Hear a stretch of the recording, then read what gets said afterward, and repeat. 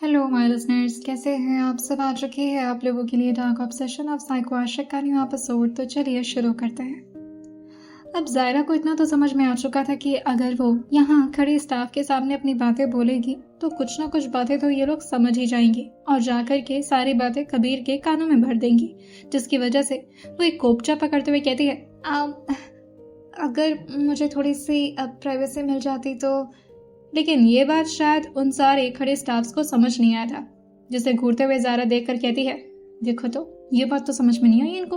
अभी अगर कुछ चुगली करूंगी ना उस कबीर राजन के बारे में तो जाकर के जरूर बता देंगी।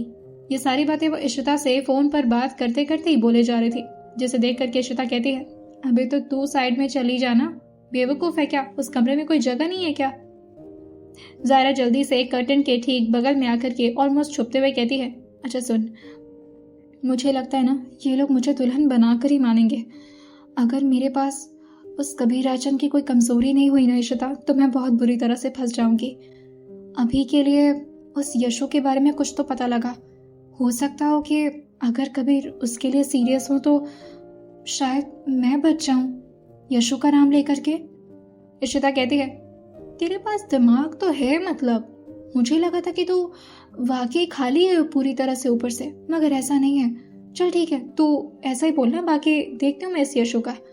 वैसे ये लंदन की हॉस्पिटल में एडमिट है। जैसे ही सारा ने ये सुना था वो एकदम से हैरान होते हुए कहती है, लंदन? तो इसका मतलब मुझे लंदन लाने का ये सारा प्लानिंग इस कबीर राजन का ही था और ये मुझे जानबूझ करके यहाँ पर लेकर आया ताकि। एक मिनट, यशु का कोई कनेक्शन तो नहीं है ना इस शादी से। इशिता कहती है, यार मैं इतनी भी बड़ी डिटेक्टिव नहीं हूँ, पर हाँ इस यशु के बारे में जितना हो सकता है मैं पता लगाती हूँ और साथ ही इसके डिजीज के बारे में भी चेक करती हूँ कि आखिर इसे प्रॉब्लम क्या और एडमिट क्यों करवाया गया इसे हॉस्पिटल में। जितना भी हो सकेगा मैं तुझे थोड़ी देर में इन्फॉर्म करूंगी, लेकिन एक बात बता, तेरा फोन क्या है और तू अपने फोन से कॉल क्यों नहीं की मुझे, ये किसका नंबर है। ये सुनकर जारा कहती है यार इसी में से एक चुड़ैल का, पर तुझे इसी पर मुझे मैसेज करना होगा क्योंकि मेरा फ़ोन तो मेरे हाथों में है ही नहीं, लेकिन ये फ़ोन भी मेरे हाथों से जाने वाला है, कुछ समझ नहीं आ रहा क्या करूं। तब इशिता कहती है, नो वरीज, तू अपना फ़ोन लेने की कोशिश कर, मैं किसी और के फ़ोन पे कोई डिटेल्स भेजूंगी तो प्रॉब्लम हो जाएगी, और अगर तू फ़ोन नहीं उठा पाई तो। तभी जारा कहती है, तू कोशिश करना, जल्दी करना, हाँ, बाकी मैं तैयार होने में इतना टाइम लगाऊंगी कि ये फ़ोन कैसे भी करके अपने पास रख लूंगी, और जो भी होगा तो मुझे कॉल पर ही बताना, कोई मैसेज सेंड मत करना। पता चले वो मैसेज अगर उस खड़ूस और अकड़ूस जाहिल आदमी के हाथों पहुंच गया ना तो मैं बहुत बुरी तरह से फंस जाऊंगी। वैसे फंस तो मैं पहले ही चुकी हूँ। कुछ समझ नहीं आ रहा यार, ऐसे शादी मैंने इमेजिन भी नहीं की थी, कोई किडनैप करके शादी करता है भला। तब इशिता कहती है, डार्क रोमांस में यही सब होता है, तूने कभी पढ़ा नहीं ना, इसीलिए कहती थी थोड़ा बहुत रोमांटिक मूवीज वगैरह देखा कर, अब कुछ एक्सपीरियंस ही नहीं है तुझे। थोड़ा देर के लिए जारा ये सारी बातें सुन करके शांत सी पड़ गई थी और फिर इशिता की बातों से थोड़ा हैरान होकर कहती है, सीरियसली इश्तू, इस वक्त भी ये सब समझा रही है मुझे? अबे मेरी जान की आफत पड़ी हुई है और तुझे डार्क रोमांस करना है अभी? तू ना मुझे अपना ज्ञान मत दे, अभी उस यशु के बारे में जो हो सके पता लगा और जल्द से जल्द मुझे इन्फॉर्मेशन पास कर, हो सके कि यशु मेरे कोई काम आ जाए। और ये बोल करके जैसे अभी वो पीछे की तरफ मुड़ करके अपना फोन काटी थी, तभी वो औरत जो कि काफी आगे की तरफ आ चुकी थी, अजीब सी ड्रेसिंग थी इन लोग की, पूरी तरह से ब्लैक कलर का गाउन, जिसे देख करके जारा एकदम से अपना मुंह फेर रही थी और फोन को अपने हाथ में रखे हुए कहती है, मुझे तैयार करो और मैं अभी ये फोन नहीं देने वाली, मुझे कुछ जरूरी काम है। ये सुनकर के सामने खड़ी औरत जो कि न जाने क्यों अपनी बड़ी बड़ी आंखें बिना एक भी बार झपकाए हुए लगातार जारा को घूरे जा रही थी। एक तो ये लंदन का घर था, हर चीजें वुड से बनी हुई थी। तब इधर उधर जारा देखते हुए कहती है, इतना ज्यादा क्रीपी भी है और ऊपर से इतने ज्यादा क्रीपी स्टाफ। ओ कबीर राजन, क्या अजीब इंसान हो, कहीं ये द कंज्यूरिंग और द नन का मूवी राइटर कबीर राजन ही तो नहीं? खौफनाक आर्मी पाल रखी है पूरी, पागल कहेंगे। अब वो आकर के ड्रेसिंग टेबल के सामने बैठ गई थी, जहां पर उसका मेकअप करने के लिए कुछ स्टाफ आगे की तरफ आ रही थी। लेकिन तभी एक लड़की आकर के जो कि उसके कपड़े को पीछे से खोलते हुए कहती है, excuse me, you have to undress yourself. जैसे ही जारा ने यह सुना था वो झटके से खड़े होते हुए उसकी तरफ मुड़ते हुए कहती है, हे मैं ये सब नहीं करूंगी। हाँ, दिमाग खराब हो गया क्या? तुम लोग गलत कर रहे हो मेरे साथ, चिल्ला दूंगी मैं अभी। ये सुनकर कि एक स्टाफ जिसको थोड़ी बहुत हिंदी टूटी फूटी आती थी वो ज़ारा की तरफ देखते हुए कहती है, शी मेंट आप चेंज कर लो, ये पहनकर आपका मेकअप नो हो सकता। ये सुनकर कि ज़ारा कहती है, ओह नो हो सकता है, ये जा रही हूँ चेंज करने। और हाँ, ये फोन छूना मत, कोई मेरे इंपॉर्टेंट कॉल्स आ सकते हैं इस पे, और कोई उठाना भी मत। उसने बहुत ही बुरी तरह से गुस्सा करके पूरे एटीट्यूड में ये बोला था जैसे कि वो तो यहाँ की भी बॉस बन ही चुकी है। अभी तो उसकी कबीर से शादी भी नहीं हुई थी, उससे पहले इतना हक जताने लगी थी वो कबीर पर तो पता नहीं, लेकिन उनके स्टाफ पर तो कुछ ज्यादा ही हक जताने लगी थी। आदत थी शुरू से ही ज़ायरा को लोगों को ऑर्डर्स देने की। बचपन से उसने इसी तरह का माहौल देखा था, शायद इसी वजह से अब वो ब्लाउज पहनने के लिए जल्दी से बाथरूम की तरफ भागती और जल्दी जल्दी उसे पहन करके बाहर की तरफ भी आ गई थी। लेकिन एक चीज उसे थोड़ी सी शॉकिंग लगी थी, आखिर उसके इतने परफेक्ट नाप कबीर राजन को पता कैसे चला, क्योंकि उसका ब्लाउज बिल्कुल परफेक्ट आ रहा था उसके साइज पर। वो ना तो ज्यादा मोटी थी और ना ही ज्यादा पतली, बिल्कुल परफेक्ट था उसका फिगर। लेकिन उसके बावजूद भी इतना परफेक्ट साइज उसे कभी भी शॉप पर तो नहीं मिला, हमेशा उसे अल्टर करवाना ही पड़ता था।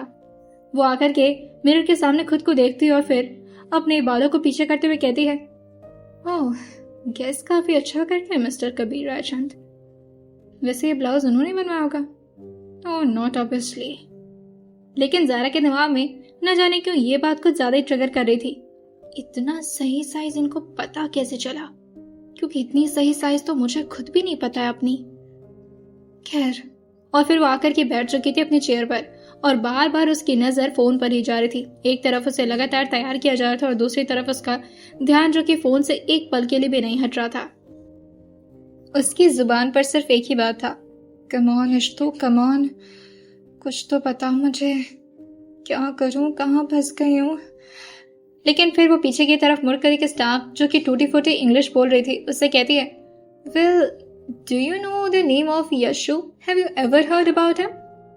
ये सुनकर वह स्टाफ कहती है, Yashu, sorry ma'am, we don't have any information about anyone. ये सुनकर ज़ायरा उसको घूरते हुए कहती है, अभी होगा तो कौन सा मुझे बता दोगी? उस जल्लाद के स्टाफ हो, ऑब्वियसली उसी की तरह होगी ना। वो स्टाफ थोड़ा थोड़ा हिंदी समझती थी, जिससे अभी तक तो उसका हाथ बड़े प्यार से ज़ायरा के कंधे पर था और उसके मेकअप चल रहे थे। लेकिन तभी वो स्टाफ काफी जोर से ज़ायरा का कंधा दबाते हुए कहती है, ही इज नॉट जल्लाद ma'am, he is very sweet and polite. अगर आप थोड़े अच्छे बनोगे उनके सामने तो he will be so good with you. ये सुनकर के ज़ायरा जो कि अपने कंधे से उस लड़की का हाथ हटाते हुए कहती है, अगर इतने ही अच्छे लग रहे तो तुम कर लो ना शादी, हैं जल्लाद नहीं है। ये सुनकर आसपास के स्टाफ्स आपस में एक दूसरे को देखने लगे थे, क्योंकि शायद ज़ायरा की ये बात सबको समझ में आ गई थी। तभी वह स्टाफ कहती है, हाँ, we are not that lucky ना ma'am, that's why, and you are, but आपको तो थोड़ा भी समझ नहीं आ रहा। तभी ज़ायरा कहती है, बकवास बंद करो और जल्दी तैयार करो मुझे। अब जल्दी जल्दी उसका मेकअप शुरू हो गया था फिर से, लेकिन तभी बीच में इशिता का कॉल आ जाता है। अभी उसके होंठ पर लिप लाइनर लगाया जा रहा था, लेकिन अचानक ही वो खड़ी हो गई थी, जिससे उसके होंठ का लिप लाइनर बुरी तरह से उसके चेहरे पर फैल गया था। अब ज़ायरा तो पहले से ही वहां के स्टाफ को बहुत ही ज्यादा इरिटेटिंग और फ्रस्ट्रेटिंग लगती थी, और जिस तरह से वो अचानक से खड़ी हुई थी, जो लिप लाइनर अभी तक उसके होंठों पर लगना था वो पूरे चेहरे पर लग चुका था, जिससे वो स्टाफ जो कि अभी अपने हाथों में एक लिप लाइनर ली हुई थी वो लगातार इस वक्त ज़ायरा को बुरी नजरों से घूर रही थी। तभी ज़ायरा उसकी तरफ देखते हुए कहती है, व्हाट? वो स्टाफ जो अपने सर को धीरे से हाँ मिलाते हुए कहती है, ma'am you have to sit, we have to do our job. ये सुनकर ज़ायरा जो कि उसकी तरफ हल्का सा झुकती है, क्योंकि उसकी हाइट उस स्टाफ से थोड़ी सी लंबी थी, और ज़ायरा अपने फोन की तरफ इशारा करते हुए कहती है, जो कि उसी स्टाफ का फोन था, और उसे लेकर के अपने हाथ में कहती है, I have to take this call, और ये मेरे लिए प्रायोरिटी है, तो तुम लोग वेट करो। और ये बोलकर वो एक कोने में जाकर के अब धीरे धीरे बात करना शुरू कर दी थी। दूसरी तरफ से जैसे अभी फोन पिक हुआ था, इशिता कहती है, हेलो ज़ायरा, ज़ायरा एक बहुत अच्छी इन्फॉर्मेशन मिली है तुम्हारे लिए। ये सुनकर ज़ारा खुश होते हुए बोलती है, तो जल्दी बताना कि क्या कर सकती हूँ मैं, अभी क्या बोलूँ जो उस खड़ूस आदमी के दिमाग एकदम से सटक जाए और मुझे छोड़ दे यहाँ से। मुझे यहाँ नहीं रहना इशिता। तब इशिता उसे समझाते हुए कहती है, okay okay listen to me, वो जो यशु था ना, बहुत अच्छा पॉइंट है तेरे लिए। तू उसे टारगेट कर सकती है, उसे यूज कर सकती है। यशु का नाम लेकर के अगर तू कुछ भी कबीर को बोलेगी ना, आई एम डैम श्योर वो बंदा जरूर पिघल जाएगा और शायद ये शादी भी रुक जाए। ये सुनकर के ज़ारा कहती है, क्या वाकई? क्यों, वो यशु लगता क्या इस आदमी का? तब इशिता, जो कि थोड़ा सा रुकते हुए और हल्का पॉज लेकर के शांत रह गई थी, जिसे देख करके ज़ारा को थोड़ा सा कंफ्यूजन सा फील होता है और साथ ही वो थोड़ा सस्पिशियस होते हुए पूछती है, इश्तु, मैं तेरे से ही पूछ रही हूँ, क्या लगता है वो बच्चा कहीं इनका बेटा तो नहीं? ये सुनकर इशिता कहती है, आजकल तेरा दिमाग कुछ ज्यादा ही नहीं चलने लगा ज़ारा। खैर अब जो भी है, तुझे कौन सा उस आदमी से शादी करनी है, तू बस निकल ले यहाँ से। तभी ज़ारा, जो कि अपने सर पर अपना हाथ पकड़ते हुए कहती है, ये मेरी अजीब सी किस्मत, ये जो भी शादी करने के लिए आता है ये किसी बच्चे का बाप क्यों निकलता है यार। खैर अब रुको, अब तो इस यशु को यूज करके ना मैं इस आदमी की इतनी बैंड बजाने वाली हूँ। लेकिन तभी इशिता उसको शांत करते हुए कहती है, गुस्सा नहीं ज़ारा, तुम इस वक्त बहुत बुरी तरह से फंसी हुई हो, सो माइंड इट। अगर तुमने कोई भी ज्यादा ऊटपटांग हरकत की तो तुम अभी भी उनके कब्जे में हो, याद रखना इस बात को। और हर एक स्टेप बहुत ही होशियारी से लेना। इस वक्त तुम्हारी कोई भी बेवकूफ़ी का स्टेप तुम्हारे लिए बहुत बड़ा खतरा बन सकता है। ज़ारा कहती है, खतरा तो अब मैं उनकी लाइफ में लाऊंगी। Okay Yashu, I will use this name, और इतना मैनिपुलेट करूंगी ना उस आदमी को, रो देगा वो आदमी। बड़ा आया मुझे किडनैप करने वाला। और ये बोल करके वो फोन को काफी बुरी तरह से काट करके एकदम से फ्लोर पर ही पटक चुकी थी। अब वो स्टाफ, जो कि अभी तक तो अपने हाथों में लिप लाइनर ली हुई थी बड़े प्यार से, लेकिन अब ज़ारा के इस हरकत से उसे भी बहुत गुस्सा आता है और वो एक बार अपने गिरे हुए फोन की तरफ देखती है और एक बार ज़ारा को घूरती है और अपने चेहरे को हल्का सा टिल्ट करके अपनी निगाहों को इस तरह से उसे घूर रही थी जैसे कि अभी वो उस लिप लाइनर को ले जा करके ज़ारा के माथे पर फोड़ देगी। ज़ारा, जो कि जल्दी से जा करके अब ड्रेसिंग टेबल पे ठीक सामने आकर के बैठ चुकी थी और आसपास अपने चारों तरफ घिरे स्टाफ को देखते हुए कहती है, क्या शुरू करो। लेकिन जैसे उसने शीशे में खुद को देखा था, उसकी हालत बहुत ज्यादा बुरी हो गई थी, क्योंकि वो दुल्हन से ज्यादा तो जोकर लग रही थी। पूरे लिप लाइनर जो कि उसके चेहरे पर फैल चुका था, जिसे देख करके अभी वो गुस्सा कर पाती उससे पहले वो स्टाफ, जो कि अपनी एक उंगली दिखाते हुए कहती है, ma'am, we have done nothing, this all happened to you because of you only. Zara अपना मुंह बड़ा सा खोलते हुए कहती है, हाँ, is this a behaviour to talk to me? Do you even know I am going to be the wife of your boss. तभी जिसकी टूटी फूटी हिंदी थी वो ज़ायरा से कहती है, oh really, I don't think so, मुझे तो आपके इरादे ठीक नहीं लग रहे। I think that you are not going to marry him. Zara, जो कि इस बात को सुन करके अपने चेहरे पर एक स्माइल लाते हुए कहती है, तुम लोग मुझे तैयार करो, बाकी मैंने तो अपनी तरफ से एक बढ़िया पॉइंट तैयार कर ही लिया है। अब देखती हूँ मिस्टर कबीर रायचंद आप क्या करते हैं। मुझे किडनैप करके आपने अच्छा नहीं किया अपने लिए, मुसीबत हूँ मैं, मुसीबत। यह सुनकर के सारे स्टाफ अपने चेहरे को हाँ मिला दी थी, जैसे ज़ायरा के इस बात को वो सारे स्टाफ समझ चुकी हूँ। और जैसे मिरर में ये देखती है ज़ायरा, वो उन सबको घूरते हुए कहती है, क्या, चलो तुम लोग काम करो, शुरू करो। और फिर वो अपनी आंखें धीरे से बंद कर ली थी और सोचना शुरू करती है कि वो किस तरह से अब यशु का नाम लेकर के कबीर को अपनी बातों में कन्विंस करने वाली है। दूसरी तरफ इस वक्त एक आदमी, जो कि बहुत डरे सहमे तरीके से इस वक्त कबीर से बातें कर रहा था, वो बातें नहीं कर रहा था, बस कबीर की डांटें सुन रहा था। इस तरफ से कबीर, जो कि लगातार यशु के हेल्थ को लेकर के उसे बहुत ज्यादा बातें सुनाए जा रहे थे। मुझे नहीं पता कुछ भी, अभी तक वो होश में क्यों नहीं आया और इस बारे में डॉक्टर को क्यों नहीं इन्फॉर्म किया तुमने? अगर तुम्हें कोई प्रॉब्लम नजर आ रही थी उसकी हेल्थ में तो ये बात तुम्हें डॉक्टर को तुरंत इन्फॉर्म करनी चाहिए थी, राइट? दूसरी तरफ से आदमी कहता है, सर मैंने किया था सर, बस 5 मिनट की देरी हो गई थी सर, वो मैं वॉशरूम चला गया। तभी कबीर कहते हैं, यशु के हेल्थ को लेकर मैं कोई भी एक्सक्यूज बर्दाश्त नहीं कर सकता, यू नो इट, राइट?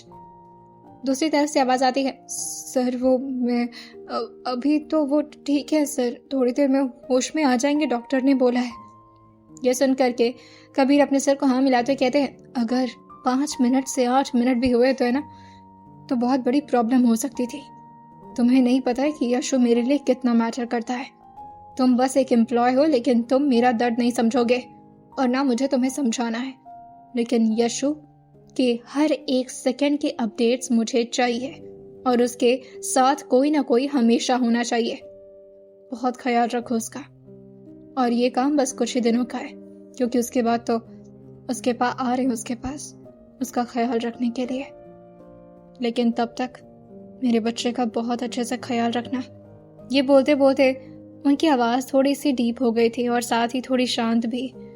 दूसरी तरफ से वो आदमी कहता है, सर बिल्कुल सर, आप परेशान मत होइए, मैं यहाँ पर सब हैंडल कर लूँगा। मैं यशु को कुछ नहीं होने दूंगा सर। कबीर फोन कसते हुए कहते हैं, मेरे यशु को हैंडल करने के लिए मैं ही काफ़ी हूँ। मुझे किसी की ज़रूरत नहीं उसमें। बस जितना काम तुम्हें दिया उतना करो। और मेरे यशु को कुछ नहीं होगा, ये बात मुझे अच्छे से पता है, बताने की ज़रूरत नहीं है। ये बोल करके उन्होंने फ़ोन कट कर दिया था बिना दूसरी तरफ की कोई आवाज़ सुने। तभी बगल में खड़ा करण, जो कि अभी तो अपने चेहरे से मास्क हटा चुका था, वो इस वक्त ठीक कबीर के सामने आकर बैठते हुए कहता है, मुझे पता है कि तू अपने बच्चे की इज्जत पूरी करने के लिए कुछ भी करेगा, पर क्या वाकई ये सही है? एक बार सोच तो ले कबीर। कुछ करने से पहले दोबारा सोचता क्यों नहीं है तू? कबीर इस बात पर अपने फोन की तरफ ही देखते हुए उसे अपने हाथों में इधर उधर घुमाए जा रहे थे और अपने एक पैर पर दूसरा पैर चढ़ाकर बैठते हुए कहते हैं, नहीं, यशु की डिमांड को लेकर के मैं दोबारा कुछ भी नहीं सोचना चाहता। और वैसे भी जो मैं कर रहा हूँ वो बिल्कुल सही कर रहा हूँ और मैं इस काम को लेकर कभी रिग्रेट नहीं करने वाला। जो वो लड़की डिजर्व करती है उसे वही मिलने जा रहा है। इवन वैसे तो उसको मौत मिलनी चाहिए थी, लेकिन मेरी यशु की वजह से आज वो जिंदा है। और अगर उसे ये जिंदगी मिली है तो ये जिंदगी यशु के नाम होनी चाहिए और वो मैं करके रहूंगा। और ये बोलकर वो खड़े हो गए थे और जा करके अभी ठीक उसी गेट के सामने खड़े होते हैं जहां पर अभी कमरे में लगातार ज़ारा को तैयार किया जा रहा था। अब ज़ारा पूरी तरह से इंडियन ब्राइडल की तरह तैयार हो गई थी और अपने चेहरे को अपनी नजरों से जैसी देखी थी, वो खुद के घूंघट को ठीक तरीके से संभाल कर अपने हाथों से पकड़ते हुए कहती है, मिस्टर कबीर रायचंद, ज़ारा ओबरॉय के साथ जबरदस्ती करना इम्पॉसिबल है। इस वक्त एक स्टाफ जो कि धीरे से दरवाजे को खोल करके बिना अंदर की तरफ झांके हुए पूछता है, इज शी रेडी? वहां की एक स्टाफ धीरे से कहती है, yes she is ready and she is looking so damn pretty. यह सुनकर के ज़ारा भी अभी हल्का सा ब्लश करती है, लेकिन तभी उसके चेहरे की ये हंसी को छीनते हुए अब कबीर अंदर की तरफ आने लगे थे और एक एक कदम अंदर की तरफ रखते हुए वो जाकर के अब शीशे के ठीक सामने खड़े हो गए थे। लेकिन इस वक्त वो ज़ारा के ठीक चेयर के पीछे थे और ज़ारा भी अभी खुद को शीशे में ही देख रही थी। और अब तो कबीर भी उसी की तरफ ध्यान से शीशे की तरफ देखते हुए ही धीरे से अपनी आंखों से इशारा करते हैं, जो कि ज़ारा तो नहीं समझी थी, लेकिन वहां के सारे स्टाफ समझ गए थे और तुरंत ही वहां से बाहर की तरफ निकल जाते हैं और दरवाजे को भी अब बंद कर दिया गया था। ज़ारा के दिल की धकधकी थोड़ी सी बढ़ी थी, लेकिन फिर वो खुद को काम डाउन करते हुए कहती है, नो, डरने की जरूरत नहीं है। और वैसे भी तुम्हारी जब कोई गलती नहीं तो डरने की क्या जरूरत। इस आदमी को तो मैं कन्फ्रंट करना ही होगा ज़ारा। और वो धीरे से खड़े होकर के पीछे की तरफ मुड़ते हुए कहती है, अगर देखना हो गया हो तो कुछ बात करनी थी आपसे मिस्टर कबीर रायचंद। उसके इस कॉन्फिडेंस से वाकई अब कबीर थोड़ा थोड़ा इम्प्रेस होने लगे थे, लेकिन उसके साथ ही कबीर को उस पर तरस भी आ रही थी कि आने वाले वक्त में जो भी कुछ ज़ारा के साथ होने वाला है बेचारी बर्दाश्त भी कर पाएगी या नहीं। और इसी बात पर वो हल्का सा स्माइल करते हुए कहते हैं, बोल लो बोल लो, वैसे भी ज्यादा वक्त नहीं है तुम्हारे पास बात करने के लिए। जब तक मैं इजाजत दे रहा हूँ सिर्फ तब तक ही बोल पाओगी, वरना उसके बाद तो तुम्हारे शब्द भी उतने ही निकलेंगे जितना मैं कहूंगा। तो आखिरी बार अपने दिल की बात बोल ही लो तुम। ये बात अब बहुत ही करीब आकर के कबीर ने ज़ारा से कहा था, जिसे सुनकर के ज़ारा अपने चेहरे को हल्का सा पीछे करते हुए कहती है, अच्छा तो आप इस हद तक मुझे कंट्रोल करने वाले हैं? आपको जरा भी शर्म नहीं आ रही? एक लड़की की जिंदगी को इस तरह से बर्बाद करते हुए बहुत कॉन्फिडेंस महसूस हो रहा है आपको? ज़ारा के इस सवाल का जवाब देना जरूरी नहीं समझे थे कबीर। उन्हें लग रहा था कि बस कुछ ही वक्त की तो बात है, जितना वो बोल सकते या बोल ले, उसके बाद तो वैसे भी ये मेरी गुलाम ही बनने वाली है। उनकी आंखें इस वक्त ज़ायरा के चेहरे पर बहुत ही ध्यान से टिकी हुई थीं और बड़ी तरस भरी नज़र से वो देख रहे थे इस वक्त ज़ायरा को। तभी ज़ायरा आगे पूछती है, क्यों कर रही है सब? आखिर गलती क्या है मेरी? मैंने तो आपको नौकरी दी थी ये सोच करके कि आपको ज़रूरत होगी पैसों की, मगर आप, इंसानियत नाम की कोई चीज़ होती है, शायद आपको पता नहीं होगा, लेकिन इस तरह से किसी लड़की की ज़िंदगी बर्बाद करना क्या वाकई आपका शौक है? इसी तरह से आप लोगों को परेशान करके खुश होते हैं?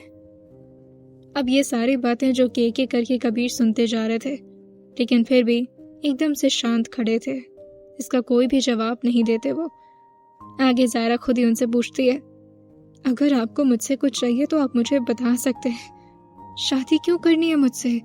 मैं तो आपको ठीक से जानती तक नहीं हूँ, ऐसे किसी स्ट्रेंजर से मैं शादी क्यों करूं? कोई तो वजह होगी ना? आखिर क्यों इतना परेशान कर रहे हैं आप मुझे? क्या बिगाड़ा है मैंने आपका? जितना वो बोले जा रही थी उतना ही कबीर को तो जैसे बस मजा आ रहा था। उसकी आंखें जो कि अब आंसुओं से भर आई थी, और अभी उसके एक आंसू जो कि उसके आंखों से नीचे गिर पाते उससे पहले ही कबीर जो कि अपने हाथ को ले जा करके धीरे से उसके आंखों के आंसू के उस ड्रॉपलेट को अपने हाथों में लेते हुए कहते हैं, जब तक मैं हर्ट ना करूं रोना नहीं। अगर इतनी आसानी से तुमने रोना शुरू कर दिया उस हिसाब से तो तुम्हारे आंसू खत्म हो जाएंगे तुम्हारी आंखों से, क्योंकि रोने की तो मैं तुम्हें बहुत वजह देने वाला हूँ। ऐसे बेवजह आंसू मत बर्बाद करो। कितने प्यारे लहजे में ये सारी बातें वो कर रहे थे, लेकिन ज़ायरा को ये बातें कितनी चुभ रही थी ये सिर्फ वो समझ सकती थी। इतना काम वॉइस सुन करके ज़ायरा के दिल की धड़कनें अब धीरे धीरे करके बढ़ने लगी थी, लेकिन उसके बावजूद भी वो अपने डर का सामना करते हुए लगातार कबीर की आंखों की तरफ ध्यान से देखते हुए पूछती है, क्या आप मुझे कुछ भी नहीं बताने वाले और सिर्फ मुझसे शादी करके मुझे बर्बाद करना चाहते हैं? और इसके पीछे क्या कोई आपका मकसद है? क्या कोई रीजन है? कुछ तो बताएंगे मुझे आप। लेकिन कबीर अपने चेहरे को नाम हिलाते हुए कहते हैं, वक्त तुम्हें सब कुछ समझा देगा, मैं तुम्हें कुछ नहीं बताने वाला। और कंफ्यूज रख करके जो तड़पाने में मजा होता है ना, और अगर सब कुछ क्लैरिफाई हो गया तो परेशानी कम होने लगेगी तुम्हारी, और वो मैं नहीं चाहता। अगर इंसान को अपनी प्रॉब्लम समझ में आ जाए ना, तो वो उस प्रॉब्लम का सलूशन निकाल लेता है। लेकिन अगर इंसान को पता ही ना हो कि उसकी जिंदगी में आने वाले वक्त में होने क्या वाला है और किस किस प्रॉब्लम का उसे सामना करना पड़ेगा, तो वो इसी तरह तड़पते मछली की तरह छटपटाता रहता है। और मुझे तुम्हें इसी तरह से तड़पते हुए देखना है। तो मैं कुछ क्लैरिफाई नहीं करने वाला। तुम्हें जो सोचना है सोच, जो समझना है समझो, आई डोंट केयर। और अगर तुम्हारी फालतू बहसबाजी हो गई हो तो चलो, मेरे पास ज्यादा वक्त नहीं है तुम्हारी बकवास सुनने के लिए। और जैसे अभी कबीर अपने हाथों को ले जाकर के ज़ायरा के रिस्ट पर रख पाते उससे पहले ही ज़ायरा अपने हाथों को पीछे करते हुए 3-4 कदम पीछे होते हुए कहती है, नहीं, मैं नहीं जाना चाहती और ना मैं जाऊंगी, और आप जबरदस्ती नहीं कर सकते मेरे साथ। बात समझ आई आपको? वो डर भले ही बहुत रही थी, लेकिन अपनी पूरी ताकत और हिम्मत दिखा रही थी और बार बार अपनी ताकत का सबूत देते हुए वो कबीर को कन्फ्रंट कर रही थी। ज़ायरा अपने हाथ को जैसे पीछे की थी, कबीर अपनी एक बाँह में चढ़ाते हुए कहते हैं, ये बहुत ही बच्चों वाला तरीका था बचने का, और अगर तुम्हें ऐसा लगता है कि तुम ऐसे मुझसे बच जाओगे तो ये तुम्हारी बेवकूफ़ी होगी। अभी वो एक कदम और आगे बढ़ पाते तभी ज़ायरा काफ़ी गुस्से में अपना एक हाथ दिखा करके उनको रोकते हुए कहती, बस, मुझे भी जितना अपना अच्छा वाला वर्जन दिखाना था दिखा दिया मैंने, जितनी रिक्वेस्ट करनी थी कर ली। अब मेरी बात ध्यान से सुनिए। अगर आपने मेरे साथ इस तरह फालतू की ज़बरदस्ती करने की कोशिश की ना, तो आपकी ये घटिया सच मैं आपके बेटे को ज़रूर बताऊंगी। आपको पता है ना कि आपका अपना बच्चा हॉस्पिटल में एडमिट है, और उसके पास ना होकर के आप मेरे साथ यहाँ रंगरलिया मना रहे हैं। शर्म नहीं आ रही आपको? अभी तक तो ज़ायरा की एक भी बात ने कबीर को 1% भी अफेक्ट नहीं किया था, लेकिन इस बात को सुनते ही उनके पूरे नस नस जो कि उभरना शुरू हो गए थे, मुट्ठी एकदम से कस चुकी थी। माथे पर इस वक्त शिकन के साथ अब उनकी नसें भी उभरते हुए ये दिखा रही थी कि उन्हें कितना गुस्सा आ रहा है। आंखें एकदम से लाल और साथ ही उनके जबड़े एकदम से कस गए थे। अपने दांतों को पीसते हुए वो जैसे तैसे करके अपने गुस्से को कंट्रोल करते, लेकिन उनसे ये हो नहीं पाया और जाकर के उनका एक जोरदार पंच अभी ज़ायरा के मुंह पे लग पाता, लेकिन उससे पहले ही वो अपने हाथों को संभाल करके उसे मिरर की तरफ मार दिए थे, जो कि पूरी तरह से अब चकनाचूर हो चुका था और उसके कुछ हिस्से जो कि जाकर के अब कबीर के हाथों में चुभ गए थे। लेकिन उसके बावजूद भी एक पल भी ऐसा लगा नहीं था कि उन्हें दर्द महसूस हुआ है।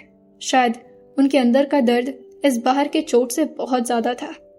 और ज़ायरा की तरफ वो अब काफी गुस्से में बढ़ते हुए उसी के ठीक सामने अपने हाथ को ले आकर के बड़े बेरहमी से अपने लगे कांच को हाथों से निकालते हुए कहते हैं, मुझे सिखाओगी कि बाप कैसे बनते हैं? अगर इतनी ही परवाह है उस बच्चे की तो ठीक है, देखता हूं कि तुम कितनी अच्छी मां बनती हो उसकी। ज़ायरा, जो कि अपने आंसू को पोंछते हुए अपने चेहरे को ना मिलाते हुए कहती है, नहीं, मैं किसी ऐसे इंसान से शादी नहीं करने वाली जो कि एक बच्चे का बाप हो। ये बात किसी और चीज की याद दिला दिया था कबीर को एकदम से, और ये लाइन जैसे उनके कानों में गूंजी थी, वो एकदम से अपने आप के सांसों को संभालते हुए ज़ायरा की तरफ से अपने चेहरे को ही मोड़ चुके थे, क्योंकि अब उनसे देखा नहीं जा रहा था ज़ायरा का चेहरा। और फिर वो अपने आप को काम डाउन करते हुए कहते हैं, मुझे मजबूर मत करो, मैं बर्दाश्त कर रहा हूं, इसका मतलब ये नहीं कि तुम मेरे पेशेंस लेवल को चेक करोगी। ज़ायरा को अब दिख रहा था कि उस बच्चे का तो अभी तक उसने नाम नहीं लिया और फिर भी इस इंसान को इतना गुस्सा आ रहा है। अब उसे लगता है कि यही उसके लिए सबसे ज्यादा प्रॉफिटेबल और बेनिफिशियल पॉइंट है, और फिर वो बहुत बड़ी गलती कर देती है। अभी तक तो कबीर को सिर्फ गुस्सा आया था, लेकिन तभी ज़ायरा जो कि कुछ ऐसा कहती है जिससे कबीर एकदम से अपने हाथों में अपना गन निकाल लिए थे। और अब ज़ायरा पूरी तरह से फंस चुकी थी। कहा उसने कुछ यूं था, आपको अपने बेटे की अगर जरा भी परवाह होती तो आज वो हॉस्पिटल में नहीं होता। अगर आप बहुत ही ज्यादा खुद को केयरफुल बाप समझते हैं ना, तो आखिर वो कैसे गिरा बिल्डिंग से? आपको क्या लगता है सिर्फ आपको मेरे बारे में सब कुछ पता है? यशु की यह हालत आपकी वजह से है, शर्म नहीं आ रही ना? और उसके बावजूद भी आप हॉस्पिटल में ना होने के बजाय यहाँ पर मेरे साथ हैं और मेरे साथ जबरदस्ती शादी कर रहे हैं। ठीक है, कर लीजिए, अपनी मनमानी कर लीजिए, लेकिन जब वो बच्चा मेरे सामने आएगा ना, तो मैं आपकी घटिया हरकतें सब कुछ अच्छी तरह से समझाऊंगी उस बच्चे को, ताकि उसे भी तो पता चले कि कैसा बाप है उसका। जैसे ही इतनी बातें अब ज़ायरा की खत्म हुई थी, वो ये सारी बातें अपने चेहरे को दूसरी तरफ मोड़ कर बोल रही थी, लेकिन उसे पता नहीं था कि इस वक्त उसके ठीक सर के पास अब कबीर ने अपने गन को पॉइंट कर रखा है, और गन को लोड करते हुए वो ज़ायरा की गर्दन के पास उसे बहुत बुरी तरह से धंसाते हुए कहते हैं, बोल लिया, हो गया, या फिर और कुछ कहना है तुम्हें? ज़ायरा जो अपनी आंखों को बड़ी बड़ी करते हुए एक बार गन की तरफ देखी थी और एक बार कबीर की आंखों में, और अब जाकर के वो अपनी एकदम से थूक अटक लेती और खुद से कहती है, क्या ज्यादा बोल दिया मैंने? मुझे तो लगा था कि इससे बात संभल जाएगी और इन्हें समझ में आ जाएगा, रिग्रेट होगा इन्हें। ये क्या, ये तो मेरे प्राण निकालने के बारे में सोच रहे हैं। नहीं, मैं शादी कर ही लेती हूँ। अरे क्या हो गया, कम से कम जिंदा तो रहूंगी, बाद में भागने के बहुत मौके मिल जाएंगे। और ज़ायरा ओबेरॉय हूँ मैं, बहुत सारे वकील मेरे अंडर में काम करते हैं, ढूंढ लूंगी कोई अच्छा वकील और ले लूंगी डिवोर्स। हाँ, अभी शादी कर लेती हूँ। लेकिन अब उसे ना तो कुछ बोलने का मौका मिला था और ना ही कुछ समझने का। अभी वो दोबारा से कबीर के कंधों पर एकदम से लटक चुकी थी और अपने हाथ पांव को बार बार मारने के बावजूद भी अब उससे कोई भी बचा नहीं पाता। और अब तो वो खुद को संभाल नहीं पा रही थी, क्योंकि इस वक्त बहुत ही बुरी तरह से उसे कबीर ने अपने हाथों से जकड़ रखा था। और काफी गुस्से में कहते हैं, बहुत ज्यादा मोरालिटी सिखाने लगी हूं ना, शादी करके बताता हूं तुम्हें कि मैं कितना अच्छा बाप और कितना बुरा हस्बैंड बन सकता हूं। और ये बोल करके वो उसे बहुत बुरी तरह से पैसेंजर सीट पर ऑलमोस्ट फेंक ही दिए थे और आकर के ड्राइविंग सीट पर बैठते हुए काफी स्पीड में अब गाड़ी को आगे की तरफ बढ़ा देते हैं। गाड़ी कहाँ जा रही थी इसके बारे में ज़ायरा को जरा भी अंदाजा नहीं था, लेकिन अब वो कुछ नहीं बोलती और अपने मुंह पर खुद ही अपने एक उंगली रखते हुए कहती है, अब अगर तू कुछ भी बोली ना तो पक्का आज तेरी आत्मा इधर उधर भटकेगी। ज़ायरा शांत रहे, शांत रहे, तेरी जुबान का कोई फायदा नहीं है, सब गड़बड़ कर देती है कलेशी लड़की। और उस इश्तू को तो मुझे तो लगा था कि यशु का नाम लेकर के सब ठीक हो जाएगा, मैं तो और बुरी फंस गई।